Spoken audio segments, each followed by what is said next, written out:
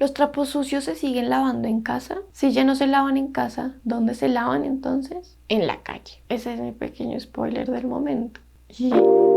En el video anterior hablé de una postura que han asumido los feminismos con respecto a la diferenciación entre lo público y lo privado. La postura que decía que en realidad no hay ninguna diferencia entre lo público y lo privado, o que si hay esta diferencia no es tan importante. En este video voy a hablar de otras posturas que han asumido los feminismos con respecto a este tema. Finalmente pasaré a hablar de dos cuestionamientos que se podrían hacer a estos argumentos de los que habla Gavins.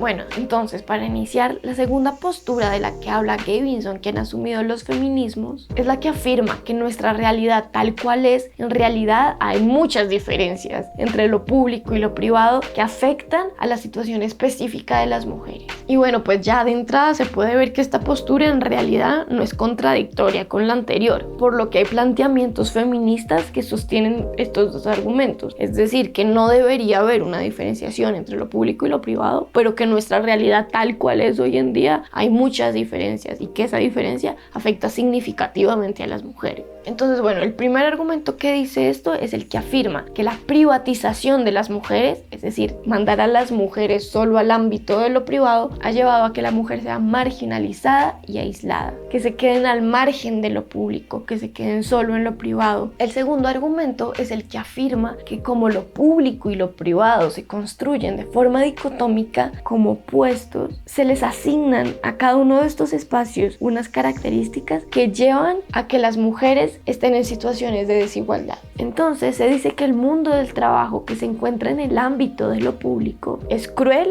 está mediado por relaciones de poder y en él median los intereses propios. A las personas que están ahí solo les interesa pues sus propios intereses, nada más. Al contrario, el mundo de la familia que se encuentra en el ámbito de lo privado es amoroso, armonioso y las personas se relacionan con cooperación, quieren ayudarse entre sí. Son características totalmente opuestas, como vemos. Es una dicotomía, se construyen como dicotomía. Y entonces, los hombres que son fuertes, valientes, salen al mundo de lo público a afrontar esta crueldad y lo hacen como un sacrificio para proteger a las mujeres, para que ellas no tengan que salir a este mundo tan hostil. Y al contrario, entonces, las mujeres deben estar agradecidas de poder quedarse en este espacio tan amoroso y hermoso. Y en forma de agradecimiento, deben estar en el hogar cuidándolo con este amor, con este cariño incondicional, para que los hombres puedan estar tranquilos allí y puedan volver a salir a afrontarse con este mundo tan cruel que es el mundo del trabajo. Y entonces, bueno, con esta construcción dicotómica de los espacios, pues los hombres y las mujeres también entran a estos espacios, viven estas realidades en formas muy particulares. Algunas feministas dicen entonces que la participación en lo público no debería verse como un sacrificio, y aunque el mundo del trabajo está lleno de competencias y relaciones de poder, también hay algunos elementos y características positivas que se dan en él, como por ejemplo surgen relaciones de amistad, y que al contrario, el mundo privado, el mundo de la familia, no debería verse como un mundo perfecto y amoroso, porque en él también hay conflictos, también hay problemas para tomar decisiones, también hay relaciones de poder, hay trabajo no remunerado, hay aislamiento. Entonces el mundo público no es cruel y el privado benévolo, sino que ambos tienen elementos positivos y negativos, por decirlo en una forma muy rápida. Y bueno, lo más importante aquí es que a partir de estas construcciones dicotómicas, las mujeres se posicionan en lugares de desigualdad y precisamente por eso se construyen estas narraciones dicotómicas. También es un instrumento para mantener a las mujeres en lugares de opresión, para que crean que tienen que estar en el espacio de lo privado para cuidar al esposo y brindarle amor y quedarse ahí tranquilitas mientras el esposo las protege. El tercer argumento es el que afirma que la autonomía de la familia y del ámbito de lo privado es un mito. Es decir, que esta idea de que lo que sucede dentro de una familia solo le importa a la familia, solo le afecta a la familia, no afecta a la sociedad, pues en realidad no es cierta, porque los acuerdos privados afectan a lo público y a las estructuras sociales, como igual ya dije también anteriormente. Así que no me voy a detener más aquí. El cuarto argumento es el que afirma que la valoración que se ha hecho del espacio público y del espacio privado ha llevado a la comprensión de que el espacio privado es menos importante, tiene un valor menor al espacio público. si solo me quedo con el ejemplo anterior, ¿no? Ya se puede ver ahí que este mundo del trabajo y tan peligroso pues tiene una carga, un poder mucho más grande, tiene mayor valor. Ahí además es donde se produce, donde puedes conseguir comida, básicamente. Entonces todas las labores relacionadas con lo privado también pierden su valor. Pero además, digamos, también está este par de conceptos asociados a este espacio: público, hombre, privado, mujer. Pero entonces el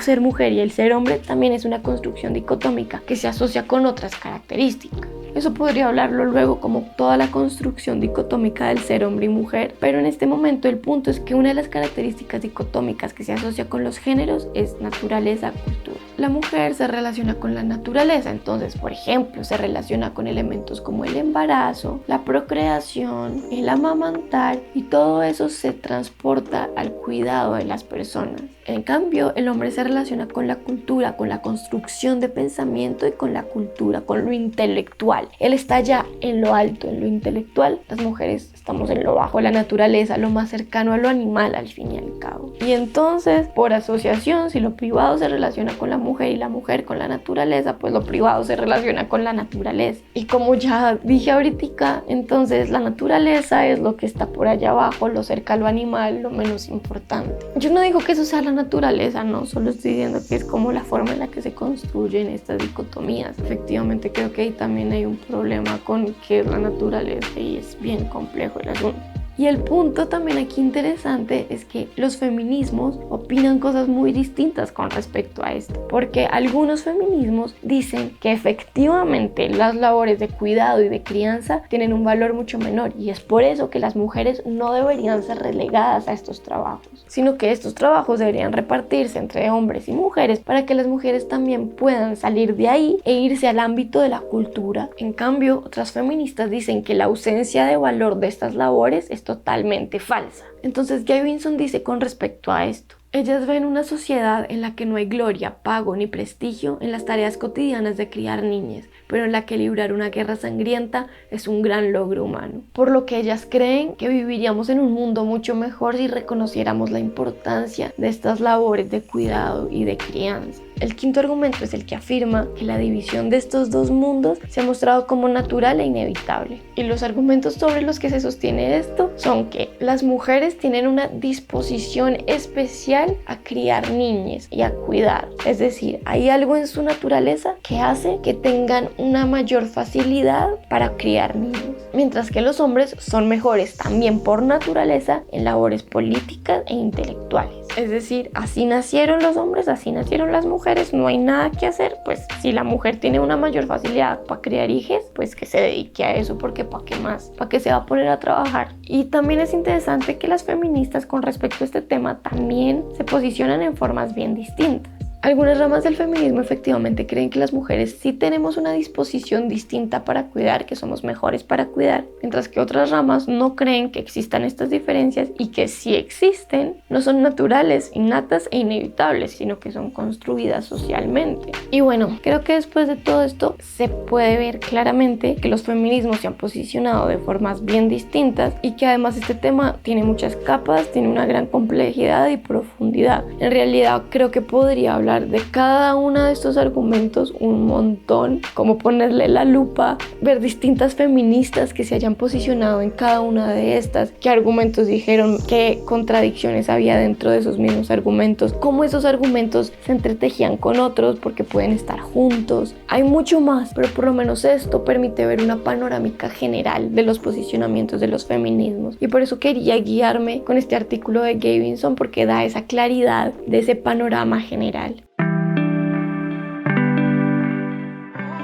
Por esta gran cantidad de significados y posicionamientos, una de las críticas que se le ha hecho al feminismo es que es contradictorio con respecto al uso de los conceptos público y privado. Un artículo de Dominic Memmi, en mi opinión, explica claramente este cuestionamiento. Según ella, la oposición entre lo público y lo privado realmente solo sirve como herramienta para librar batallas políticas y sociales, y se usan de manera contradictoria. Y ya desde este argumento y con toda la información anterior, yo creo que puedo afirmar que esta persona, con respecto a estos argumentos, se posiciona en el argumento que dice que no hay una diferenciación real entre público y privado. Y al fin y al cabo entonces lleva un argumento muy similar al de Gaye Vinson y muchas otras feministas que dicen que el espacio público y privado no son una oposición sino un continuo, como ya dije varias veces. El movimiento feminista afirma entonces que lo personal es político, por lo que la vida familiar es política y no hay privacidad en ella. Pero al mismo tiempo este movimiento afirma que sí hay privacidad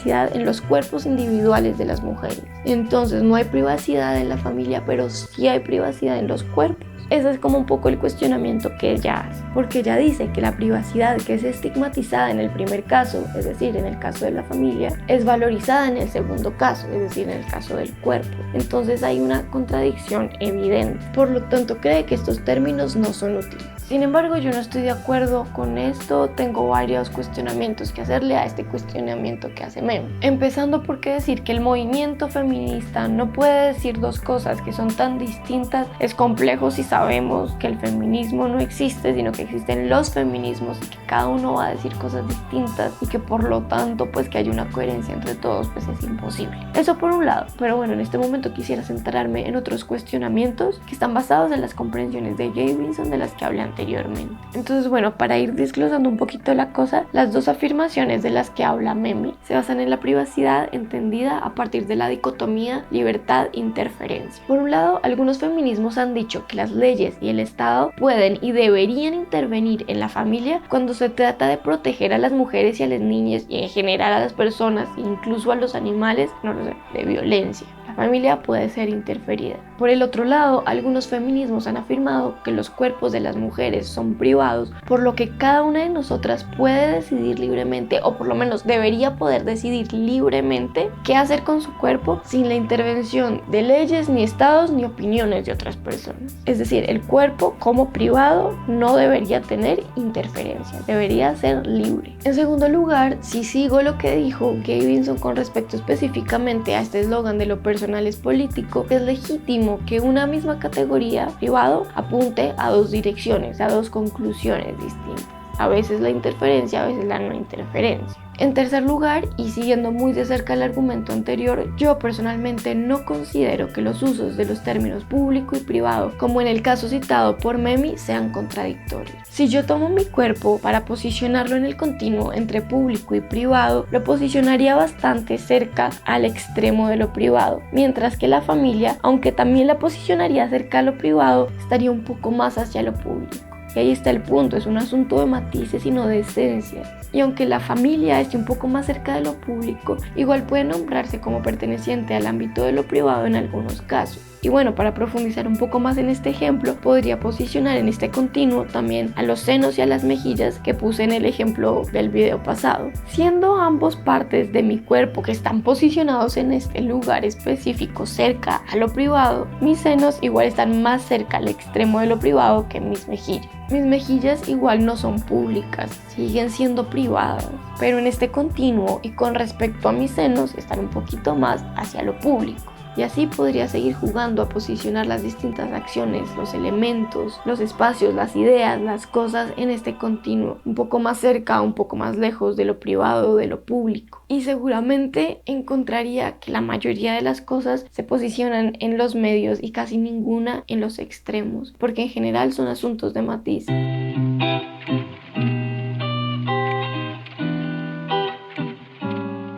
En esta parte quisiera mencionar una capa más que en realidad aumenta bastante la complejidad de lo que he dicho hasta el momento. Voy a mencionarla mucho más brevemente de lo que quisiera. No la mencioné antes porque Gaye Vinson no habla de ella y pues yo estaba siguiendo lo que decía Gaye Vinson, y además también me gusta darle un espacio específico a ella porque realmente suma una gran complejidad al tema. Y esta capa es que hoy en día muchos feminismos reconocen que la división entre lo público y lo privado no está determinada únicamente por la categoría del género, sino por muchas otras categorías. Es un poco lo mismo de lo que ya hablé en el video anterior, pero el punto acá es que lo que he dicho por por un video entero y todo lo que llevo de este es lo que han dicho los feminismos con respecto a los espacios público y privado relacionados solo con la categoría de género, sin entrar a jugar ninguna otra categoría. A partir de esta idea surgen muchas dudas y cuestionamientos, porque esto de entrada quiere decir que todas las afirmaciones generalizadas que he hecho en este video con respecto a las vivencias de las mujeres en los espacios públicos y privados son en sí mismas cuestionables. Porque el estar en el mundo y en los espacios públicos y privados como mujer no es lo único que determina la forma en la que estamos en ellos. Y hablar de la mujer como si todas las mujeres viviéramos las experiencias en estos espacios de una misma forma invisibiliza que existen muchas otras categorías que nos atraviesan, como la clase, la raza, la orientación sexual, por mencionar solo algunas, que también determinan la forma en la que habitamos el mundo. Un ejemplo del que se ha hablado bastante dentro de los feminismos es que muchas mujeres blancas hemos podido salir al mundo laboral y al mundo educativo porque otras mujeres de clases más bajas y muchas veces no blancas han permanecido en nuestras casas cuidando a las niñas y haciendo las labores del hogar. Otro ejemplo de esto, por mencionar uno de los tantos de los que podría hablar, es lo que señala Bell Hooks en 1990. Bell Hooks dice que el análisis tradicional que se ha realizado dentro de los feminismos con respecto a los espacios públicos y privados ha llevado a la invisibilización de otras realidades que suceden en estos espacios. Por esto, al contrario de lo que dicen estos análisis tradicionales, para algunas mujeres el espacio privado puede entenderse como un lugar de empoderamiento, porque, y aquí cito textualmente, a pesar de la brutal realidad del apartheid y de la dominación, el hogar propio podía ser el sitio en el que confrontaba libremente el asunto de la humanización, era el lugar en el que una podía resistir. Es decir, para algunas mujeres racializadas, el hogar, lo privado, podía o puede ser un lugar para sentirse humanas, un lugar para tomar las fuerzas para resistir a las opresiones. Entonces, ¿qué hacemos con los trapos sucios que ya no se lavan en casa? A las mujeres, o al menos algunas de nosotras, nos han dicho a lo largo de la historia que hay temas de los que no podemos hablar. Que si nos pegan en la casa, mejor nos quedemos callados. Que si nos violan, que mejor que nadie se entere, porque ¿qué va a pensar la gente? ¿Qué hicimos para provocarlo? Que si tenemos deseos sexuales, que mejor lo disimulemos, porque las mujeres no podemos tener ese tipo de sensaciones en el cuerpo. Que si queremos conocer y explorar nuestro cuerpo, pues mejor no. Y que la gente ni se entere que lo pensaste, porque eso no se ve bien en una mujer. Nos han dicho entonces que estos temas son privados, que nadie debe saber qué sentimos, ni qué pensamos, ni qué nos pasan esas cosas. Es decir, que debemos mantenerlas en lo privado en términos de que sean inaccesibles a otras personas. Que nadie debe intervenir si nos violan. Es decir, también deben ser privadas en términos de que no haya interferencia. Que nuestros deseos sexuales, que nuestros pensamientos de ese tipo solo nos importan a nosotras. Por lo tanto, también son privadas en términos de que son solo de nuestro interés, solo nos afectan a nosotras. Entonces, en general, mejor que nos quedemos calladitas. Si nos han mantenido en el ámbito de lo privado, calladas, sin hablar, sin salir, sin explorar nuestros cuerpos, para mí personalmente es apenas lógico que una de las búsquedas de algunos feminismos sea revertir esto, llevar a la esfera de lo público lo que nos han dicho que es privado. Y yo pues me siento bastante alineada con esos feminismos, la verdad. Si no, pues no estaría hablando de eso acá. Y para mí esto no quiere decir que lo privado desaparezca, esto sigue existiendo, pero en una forma no dicotómica. Y para mí ahí está la clave, en que puede haber matices que se construyen a partir de los distintos significados que han asumido estas palabras, que hacen que estén un poquito más hacia un lado o hacia el otro, pero que no sean solo públicos o solo privados. Lo personal es político, para mí en este momento específico, quiere decir entonces que lo personal, lo que tradicionalmente era solo privado, ahora puede asumir algunas de las características que se relacionan tradicionalmente con lo público. Es que lo privado, lo personal, se dirija, se mueva hacia lo público en términos de lo visible, porque creo que es gracias a poner sobre la mesa asuntos de los que no se ha hablado que podemos generar transformaciones. Y yo vuelvo y digo, esto quiere decir que a veces lo personal pueda ser visible, pero que no haya interferencia, por ejemplo, o que haya ambas, que se vuelva observable y que busquemos que haya interferencia en ellas. Y de todas formas, hay temas de los que yo no quiero hablar, hay temas que siguen siendo privados en ese sentido, siguen siendo inobservables. Pero para mí lo importante aquí es que yo tenga la capacidad de decidir si quiero o no hablar de estos temas, que yo pueda decir, bueno, hoy decido hablar esto y quiero que se vuelva observable. Y por eso yo creo que los trapos sucios ya no se lavan en casa. Para mí, que los trapos sucios ya no se laven en casa quiere decir hablar precisamente, no quedarme callada, que lo que siento y deseo puedan ser objeto de conversaciones públicas, aunque yo siga manteniendo la posibilidad de decidir qué hacer con mi vida y con mi cuerpo. Y por eso este canal se llama Trapos Sucios, porque quiero llevarlos a un espacio público, a las calles, a las redes. Y por eso usa ropa, trapos para construirse, porque espero que esta sea una plataforma para construirme desde ahí, desde lo íntimo, desde lo que me interesa, desde lo que me mueve, desde lo que deseo, desde mí misma, pero expandiéndolo a otros, a ustedes que ven este video, para entrar en diálogo y compartir, para que hablemos y no nos quedemos callados.